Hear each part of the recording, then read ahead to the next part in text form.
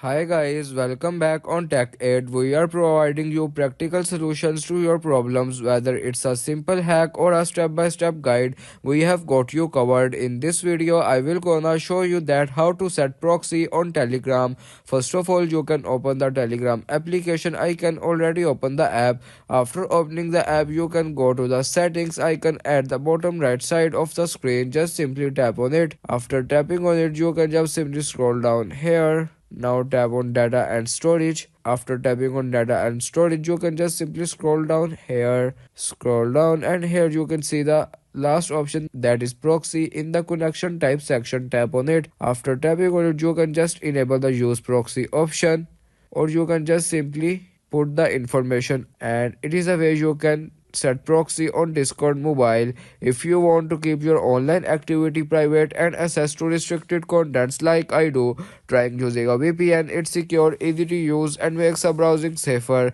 The link to buy is in the description below. If this tutorial helped, don't forget to like the video and subscribe for more practical solutions.